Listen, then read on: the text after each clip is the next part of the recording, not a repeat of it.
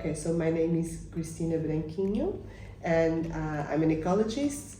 What I try to do is to understand the patterns of biodiversity, especially in areas where we have anthropogenic activities. So how human activities have changed the patterns of biodiversity and use them to explain and to measure those impacts at the structure and functioning of ecosystems.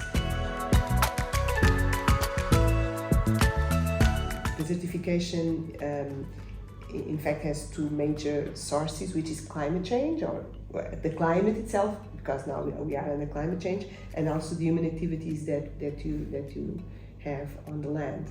And this can be done by parking the soil, this can be done by not covering the soil with vegetation and not allowing the vegetation to be covered. So all the agricultural activities must be done in a way that they should protect the soil as much as possible, especially on semi-arid areas. I think we need flexibility.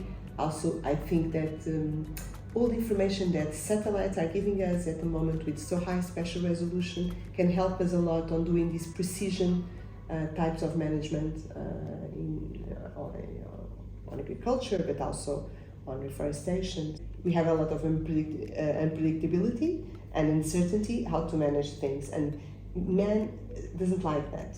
And I think also science can help here, because we can have models that are running, with the climate of this year, and saying, okay, so there's less probability that, for example, your pasture can have certain type of livestock or something like that. But I think that we need an ecological perspective on this point of view. So till now we have an agriculture perspective, an engineering perspective. Everything must be straight, everything must be, nature is not straight, it's patchy. And I think we need an ecological perspective on agriculture, the way we also manage the variables that are related. Agriculture looks very much to the soil, but the interaction with climate is very much important, the interaction with management as well.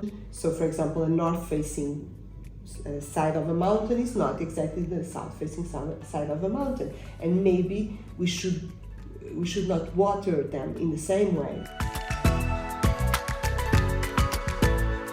So, in my perspective, an ecological perspective, the land abandonment is a good thing for nature, because it puts nature back again, and so it can recover the soil.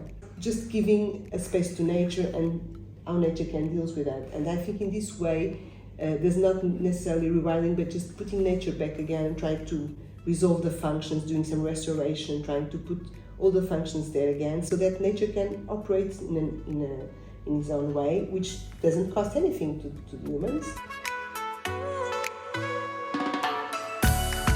We've been just changing the biodiversity, we've been changing everything, not only because we changed the land use, for example, like one third of the earth is completely changed, but because we also changed the management of those land uses. But we have already a solution, which is nature. Nature solves 50% of carbon sequestration, for example, solves a lot of problems of resilience on Earth. So put nature everywhere. And so that is my take-home message.